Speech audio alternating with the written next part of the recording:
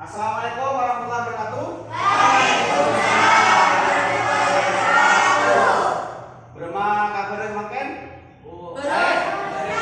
Alhamdulillah. Timun saya ketemu Tapangki boleh kalau Patri pelajaran bahasa Madura. Sebelum mulai Patri Andikel makle rekoren saja semangat. Pasal saya tak apa sah mungkin. Apa cakap gigi? Imun Patri nyapa semangat pagi, jawab pagi tak jawab. Bisa lagi? Bisa. Semangat pagi. Alhamdulillah, semangat saja. Semakin sebelum memulai pelajaran ngereng asenam kada, asenam otak. Sate jeret korek noren ngaguru nggih. Ngaguru ngocak naku cekak nggih.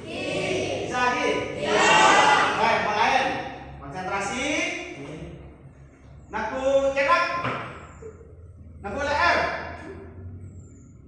Naku elong. Ya. Nah, kita konsentrasi. Naku colok. Naku obu. Nah, obu. Mak naku kopeng, obu. Nah, ki. Naku matang. Naku leer. Alhamdulillah. Ki, bon. Boleh konsentrasi dekim Pak Guru naku ngocak naku mata tapi tangan Pak Guru naku oke. Nah, Bang. Semakin pasir saya tak masuk saja. Alhamdulillah. Ya. Malam hari aja ya. Oh, enten apa? Kenapa? Oh, mana arunda? Aja gandeng sahur Oh, aja gandeng sahur alhamdulillah. Mohon saja Bapak Kaspi menggunakan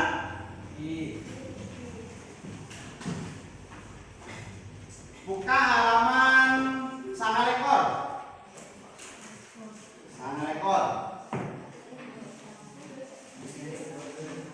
Jadi nama di sangalekor? Sangalekor bahasa Indonesia kenapa?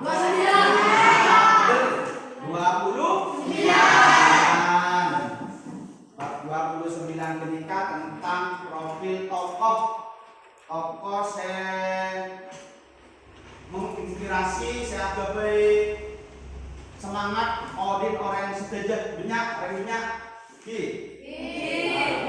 Pak Guru kagungan video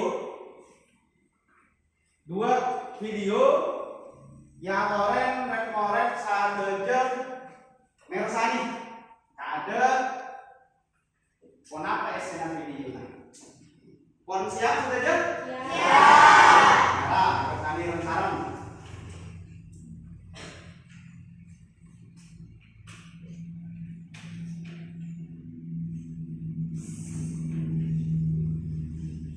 saya pikir lo kena ada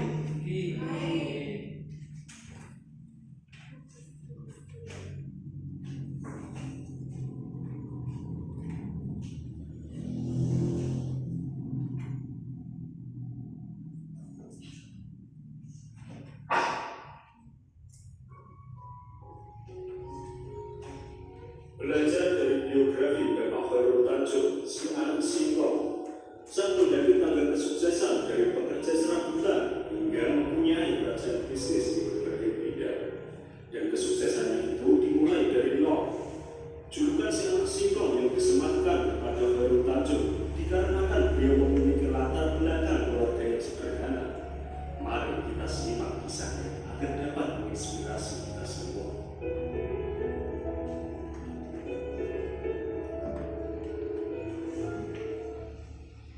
Khairul Tanjung bukanlah anak dari seorang pejabat negara atau dari keturunan pengusaha. Beliau terlahir dari keluarga sederhana dan memiliki 6 saudara.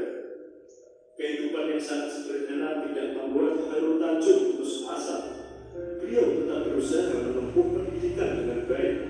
Setelah menyelesaikan pendidikan SMA, Khairul Tanjung bertekad melanjutkan pendidikan ke jenjang universitas dengan mengambil jurusan kedokteran gigi di Universitas Indonesia pada 1987. Pada masa kuliah, beliau tidak mau membebani orang tuanya dengan biaya kuliah dan biaya hidup. Beliau berusaha keras dan mencari cara agar dapat membiayai dirinya sendiri, seperti jualan buku-buku kuliah, jualan kaos, jasa fotokopi, dan lain-lain. Dengan semangat yang tinggi, akhirnya Khairul Tanjung memperoleh predikat mahasiswa teladan tingkat nasional untuk periode 1984 sampai 1985. Setelah menyelesaikan kuliah, Khairul Tanjung mulai serius terjun ke dunia bisnis dan merintis dari awal dengan membuka toko dengan menjual peralatan kedokteran dan laboratorium. Namun, pada akhirnya usaha tersebut bangkrut. Namun kegagalan tersebut tidak membuat beliau putus asa. Khairul Tanjung bangkit dan memulai usaha bersama 3 temannya dengan membuat perusahaan PT Pariyati Sindutama yang bergerak di bidang ekspor sepatu. Usaha tersebut terbilang sukses, namun Khairul Tanjung kurang puas. Pada akhirnya beliau memutuskan untuk berpisah dengan ketiga temannya karena ingin membangun usaha secara mandiri. Dengan keahlian dan semangat kerja keras, kesuksesan pun perlahan datang menghampirinya. Beliau sukses membangun para grup dengan nama perusahaan Para Inti Hollywood. Pada 1 Desember 2011, berubah nama menjadi CT Corp yang dikenal hingga sekarang. CT Corp sendiri terdiri dari 3 perusahaan, yaitu Megacorp, CT Global Resource, dan Transcorp atau Trans TV. Beliau sebenarnya lebih gemar melakukan akuisisi terhadap perusahaan-perusahaan lain, seperti Bank Karman berubah nama menjadi Bank Mega.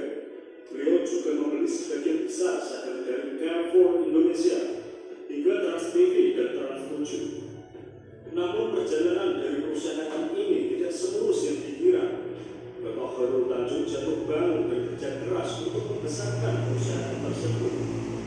Seiring berjalannya waktu, Trans TV terus berkembang dan mencapai puncak kesuksesannya pada tahun 2008. Tidak puas dengan satu channel TV saja, Khairul kemudian mengambil alih saluran TV 7 dan berubah namanya menjadi Trans 7. Mulai dari situlah Trans TV dan Trans 7 dapat menyumbang kekayaan terbesar dengan pendapatan mencapai triliunan rupiah. Hingga saat ini Bapak Khairul Tanjung tercatat salah satu orang terkaya di Indonesia. Menurut Bapak Khairul Tanjung, modal memang penting dalam sebuah bisnis. Namun, kemauan dan kerja keras adalah hal lain yang wajib dimiliki oleh seorang pengusaha. Yang terpenting dalam sebuah bisnis menurut beliau adalah mengembangkan jaringan atau networking seluas-luasnya. Mendapatkan mitra kerja yang handal dan profesional adalah segalanya dalam bisnis. Membangun kepercayaan pasar sama pentingnya dengan membangun integritas. Bagi generasi muda yang akan terjun ke dunia bisnis, si anak singkong ini berpesan agar generasi muda bersabar dan menampaki tangga kesuksesan satu persatu. Karena membangun bisnis itu butuh proses panjang. Jangan sampai terpancing untuk menggunakan jalan pintas atau instan. Menurut beliau, Anda tidak perlu malu untuk melakukan usaha dengan modal kecil dan untungnya kecil, karena beliau pun mendapatkan keuntungan pertamanya sebesar Rp150. Sangat kecil, Bu. Demikian sekilas kisah sukses Bapak Khairul Tanjung si anak singkong. Semoga dapat menjadi inspirasi untuk saudara semua. Oke sobat, ikuti terus video-video dari Cetak Terang, inspirasi dahsyat rahasia pola pikirmu.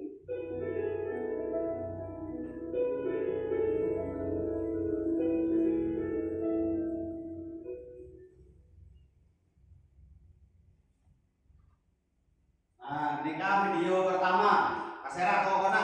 Bapak? Khairul Tanjung. Penting buku rekoren sedaja nikah bedanya amanah tokoh ki salah setengah mantan gubernur Jawa Timur Bapak Raden Panji Muhammad Nur ini buku. Makan Pak Guru nerusakin video saya kedua. Mas Hera, sore, berarti bareng.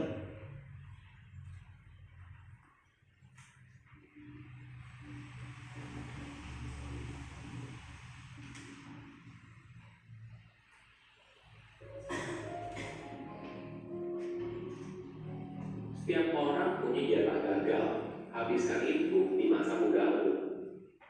Halo semuanya, nama saya Michael. Selamat datang di channel saya, Ikut Buku. Kali ini saya tidak bahas buku, tapi bahas soal inspiratif dari Dahlan Iskan. Sebelum kita mulai, buat kalian yang mau support channel ini agar terus berkarya, caranya gampang banget. Kalian cukup klik subscribe dan nyalakan loncengnya. Dukungan kalian membantu banget supaya kita bisa bikin posting dan sama-sama belajar di channel ini. Dahlan Iskan lahir pada tahun 1951 di desa pedalaman yang berjarak 15 km dari Magetan, Jawa Timur. Dia lahir dalam kondisi keluarga yang serba kekurangan. Ayahnya merupakan buruh tani yang bekerja di ladang milik sawah dan ibunya sudah meninggal sejak dia berada di kelas 6 SD. Sejak ibunya meninggal, Dahlan tinggal bersama ayahnya dan dua saudaranya, kakak perempuan dan adik laki-laki. Kondisi perekonomian keluarga mereka sangat sulit. Dahlan bercerita, jarak antara sekolah dan rumahnya adalah 6 km. Jadi, setiap hari dia berjalan kaki sepanjang 12 km, 6 km saat pergi dan 6 km saat pulang. Perjalanan tersebut terasa semakin berat saat musim kemarau. Saat itu, karena tidak punya sepatu, Dahlan harus sampai berjalan kaki sambil berjinjit karena cuaca yang sangat panas dan membakar kakinya. Namun, ketika pulang ke rumah, kadang tidak ada beras yang tersedia. Kalau sudah begitu, dalam kondisi lapar, Dahlan kadang mencuri tebu dari kebun milik BUMN. Selain itu, ketika kecil, Dahlan juga bekerja sebagai gembala kambing milik tetangga. Setelah pulang sekolah, dia akan membawa kambing ke sungai agar kambingnya bisa makan rumput di sana. Ketika kambingnya sibuk makan rumput, Dahlan kemudian mencuci baju dan celana satu-satunya yang dia miliki dan berenang mencari ikan. Jika hari itu beruntung, maka Dahlan akan punya ikan untuk dimakan. Bahkan, untuk membakarnya, dia menggunakan bekas kotoran sapi dan kemudian dijadikan api untuk membakar ikan beserta pamannya. Bagi Dahlan, hidup bagi orang miskin harus dijalani apa adanya. Cita-citanya waktu kecil sangat sederhana, yaitu punya sepeda dan sepatu. Akhirnya, keinginannya untuk punya sepatu terwujud ketika dia duduk di kelas 2 SMA akhir. Namun itu pun hanya sepatu bekas yang sudah bolong di bagian jempol dan bagian belakangnya yang sudah robek. Itulah yang membuat Dahlan hanya memakai sepatu setiap hari Senin saat menjadi petugas upacara. Karena dia hanya punya sepatu satu-satunya, maka Dahlan sangat menyayangi sepatu robeknya dan merawatnya agar bisa bertahan selama setahun. Ada cerita cukup sedih di balik angka kelahiran Dahlan. Saat itu, kakaknya menuliskan tanggal lahirnya di balik lemari dari bambu tempat penyimpanan makanan. Namun, ketika ibunya sakit berkepanjangan, ayahnya tidak bekerja karena harus merawat ibunya. Satu persatu barang di rumahnya kemudian dijual, termasuk lemari tersebut yang berisi tanggal lahir dari Dahlan. Itulah yang membuat ayahnya tidak ingat tahun berapa Dahlan Iskan lahir, apalagi bulan dan tanggalnya. Mereka hanya ingat harinya saja dan waktu gunung Tun meletus, Dahlan sudah bisa merangkak. Setelah dihitung sendiri, kira-kira dia lahir di tahun 1951. Namun untuk tanggal dan bulannya, Dahlan punya cara yang kreatif. Dia menuliskan hari dan bulan kelahirannya sebagai 17 Agustus agar mudah diingat karena bertepatan dengan kemerdekaan Indonesia. Dengan kerja keras dan semangat pantang menyerah, Dahlan berhasil merubah hidupnya dari anak desa yang miskin jadi orang sukses seperti sekarang. Pada tahun 1975, dia memulai karir pertamanya sebagai reporter di suatu kantor kecil di Samarinda, Kalimantan Timur. 1 tahun kemudian, Dahlan berhasil diterima sebagai reporter di majalah Mingguan Tempo. Kemudian, pada tahun 1982, dia mendapat tugas untuk memimpin orang Jawa yang hampir bangkrut. Di tangan Dahlan, orang yang hampir bangkrut mampu berbenah diri dan berkembang pesat. Dari yang awalnya hanya 6.000 eksemplar, selama 5 tahun, Jawa Pos berhasil produksi hingga 4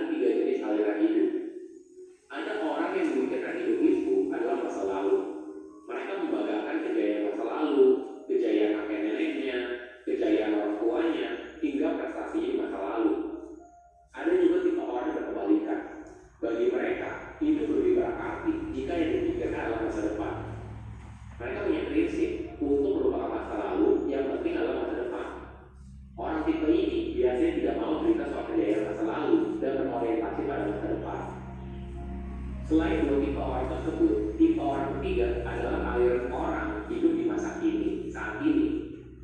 Bagi orang ini, hidup yang penting adalah saat ini. Jangan membanggakan masa lalu, jangan juga terlalu memikirkan masa depan. Yang terpenting adalah saat ini, apa yang harus diperbuat. Orang kita ini bekerja terbaik-baiknya saat ini. Soal hasilnya sukses atau tidak, dia tidak terlalu peduli. Bagi Dahlan, terlalu membanggakan masa lalu adalah kegiatan yang sia-sia. Terlalu memikirkan masa depan juga buat kita tidak bahagia. Dan melakukan yang terbaik saat ini adalah pilihan yang paling realistis. Dahlan juga membagikan beberapa tips sukses dalam hidup. Pertama, habiskan jatah gagalmu selagi kamu muda. Dahlan menyadari kalau membangun bisnis itu tidak mudah. Dia selalu bilang, jangan lihat saya sukses seperti sekarang, tapi lihat saya waktu 5 atau 10 tahun pertama berbisnis. Dahlan juga paham, walaupun orang sudah sekolah bisnis atau ikut seminar bisnis paling hebat sekalipun, orang tersebut tidak akan langsung menjadi pengusaha sukses. Ada tahapan yang harus dia alami, kegagalan yang mungkin dirasakan, hingga misalnya kemungkinan ditipu saat berbisnis. Dahlan bilang, lebih baik ditipu waktu kecil daripada kita sudah besar. Kalau masih kecil, ditipu 500.000. Tapi kalau sudah besar, ditipunya bisa miliaran. Pengalaman ini sebaiknya dialami ketika masih muda, karena bisnis itu seperti naik sepeda. Pasti akan mengalami jatuh bangunnya dulu, baru kemudian bisa naik sepeda. Jatuh ketika muda, bangkitnya lebih mudah. Selain itu, jatuhnya juga belum terlalu tinggi. Namun, apabila kamu jatuh ketika besar, sakitnya itu luar biasa. Kedua, konsisten. Bagi pemula, kita harus fokus menekuni satu bidang dulu. Ketika kamu belum punya pengalaman yang cukup, maka lebih baik kamu fokus di satu bidang saja. Bila bisnisnya sudah mencapai skala tertentu, maka kamu bisa mencoba bidang bisnis yang lain. Ketiga, jangan takut ambil risiko. Dahlan bisa keluar dari kemiskinan karena keluar dari kampung dan merantau. Ini adalah cara dia keluar dari zona nyamannya. Ketika merantau, dia belajar untuk melihat hidup dari sisi yang berbeda, menimba ilmu, membaca peluang, dan memupuk keberanian. Dengan begitu tantangan, Dahlan mampu keluar dari lingkaran kemiskinan. Keempat, buat koneksi yang luas. Bagi Dahlan, koneksi adalah modal yang cukup penting dalam berbisnis. Bahkan, dia menyekolahkan anaknya ke luar negeri, bukan hanya menjadi pintar, tapi juga soal koneksi. Dahlan percaya, ketika anaknya sekolah di luar negeri, maka koneksinya akan makin luas dan akan membantu anaknya ketika di kemudian hari meneruskan bisnis hayatnya di Jawa Coast Group. Dalam hidup, kita harus berani mengambil resiko. Ketika kita mengambil resiko, secara tidak langsung, kita juga sedang menghabiskan jatah gagal. Hingga akhirnya, pengalaman ini akan membantu kita dalam meraih kesuksesan. Silahkan komen di kolom komentar, pelajaran apa yang kalian dapat dari tahu informasi ini. Selain itu, komen juga, mau tahu informasi apa lagi yang saya review di video berikutnya. Saya undur diri, jangan lupa subscribe channel YouTube Si Kutu Buku. Bye-bye.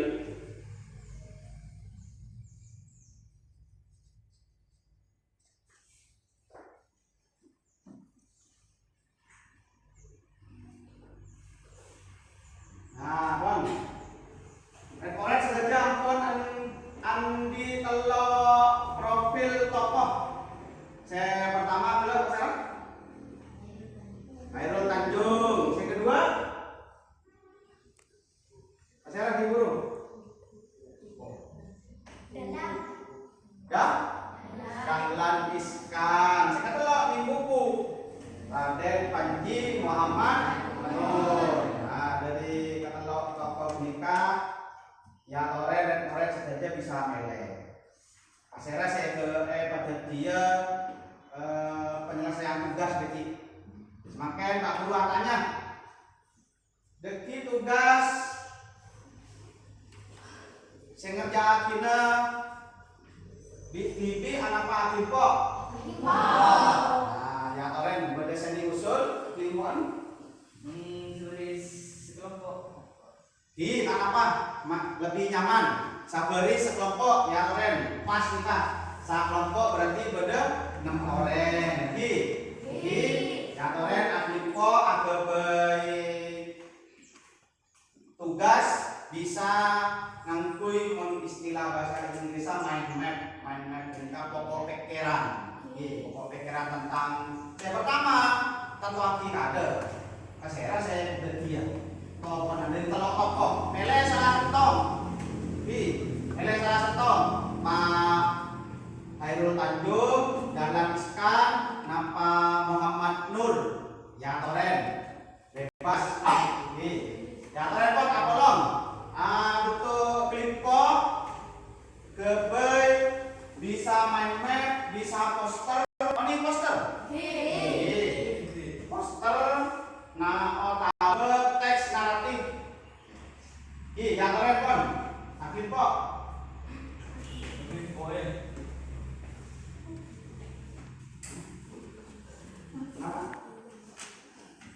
Yang orang pun, misalnya yang dioleh, tak jalan dioleh, ya, ada.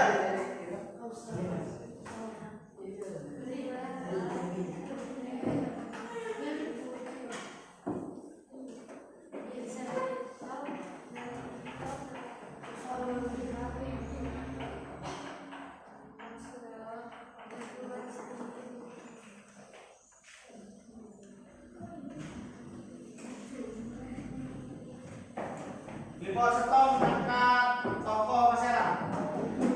Telok. Maserang, ya tren diskusi. Maserang. Pak Dahlan, Pak Hairul, nama Pak Muhammad Nur. Muhammad Nur, Insan Muhammad Nur, Citra. Maserang. Iya, koren runding ada, runding aki masyarakat. Kelompok 2, saya Pak, ada lagi sekali. Kertas apa beda? Nyala, Gebei. Kelompok telok. Masyarakat kok mana? Muhammad Nur, ini ke Muhammad Nur. Panji Muhammad Nur. Mantan Gubernur Jawa Timur. Tore.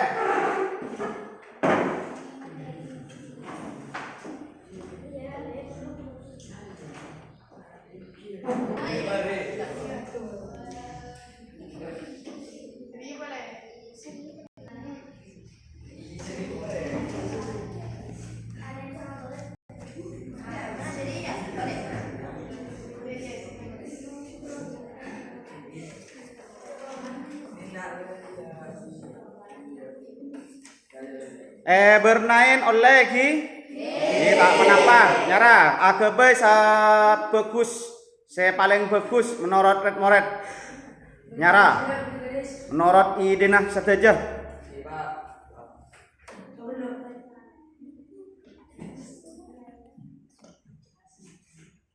menabi beda kelompok sepon lastare nyara ya toren etempel ya ada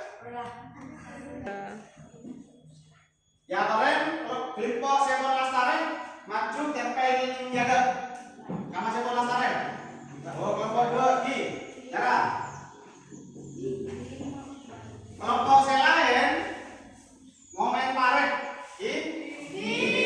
aku pendapat hati penapa kelompok 2 ingatkan gimana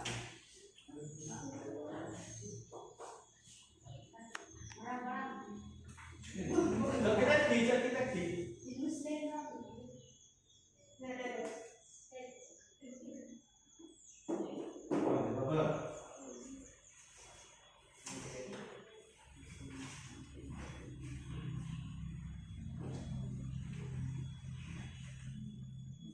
ya toren kelompok telok ada abri pendapat tapi kenapa kelompok kelompok 2 kelas buat tampon saya tapi cuma bernana kurang jelas bernana orang kelas tulisnya terang bervariasi saberenang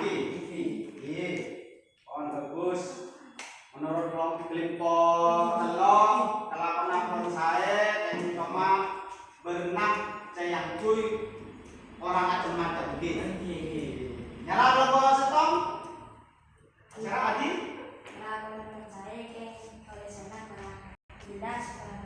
Oh gitu. Di tolesan kalito orang aja jadi menyolati dari budi kita akan jelas gitu. Selangkong termoler ampun bisa agak pokok pikiran dari profil tokoh saya ampun becah kalaban diolati arang sarang gitu. Nikah ngalah profil Hairul Tanjung gitu. Oke. Kelompok selain Bimpo Setok kalau Bimpo Telok jadi bisa komentari kelompok selain pertemuan seri tengah. Semakin arah remoren saja dari pengajaran Kalintok Pasera Wisaos Sampon jelas hati tokonan saya bisa tokonan gelap bertelok Serah baik.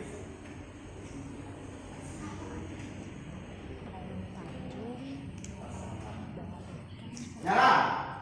Acung lagi. Pak Serah, dong.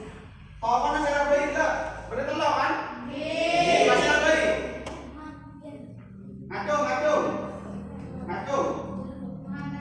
Ngacung.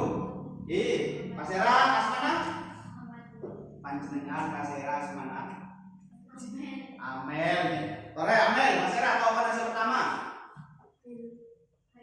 Hairul Tanjung. Terus. Dahlan Kasera. Dahlan Iskan. Yang kedua. Saya ketelok Muhammad Nur. Terus kon ingat saja remoren dari pengajaran Pak Guru semakin roh dengan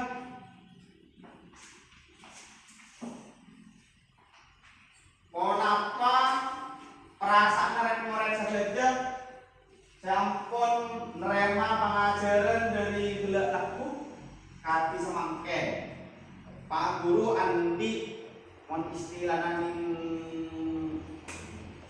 WA itu pada emoticon nika pada pampak satu jemoret bisa milih sesuai perasaan tak boleh terpengaruh dari kancan cara nak tos kade kalau boleh Pak Guru terus nilai bisa mulai dari muslim tolong dong tos kade nah milih apa biar perasaan semakin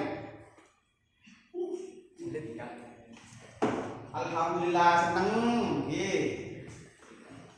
baik sama alhamdulillah pun seneng Yunita alhamdulillah seneng tanggalnya kenapa terus ngalah pernah bilang lebih ya keren seneng pipi ya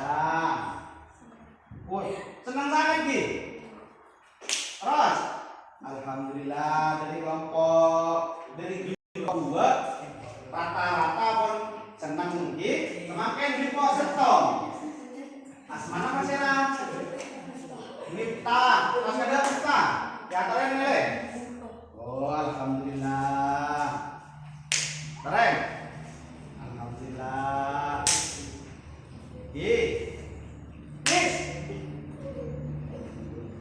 terus Adi alhamdulillah Glipo Seto rata-rata pun seneng sangat semakin Glipo terakhir ini saya senang ganteng saja Biko sama diantaran boleh seneng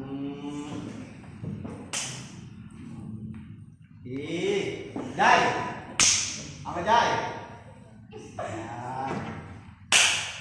tapi Novan iya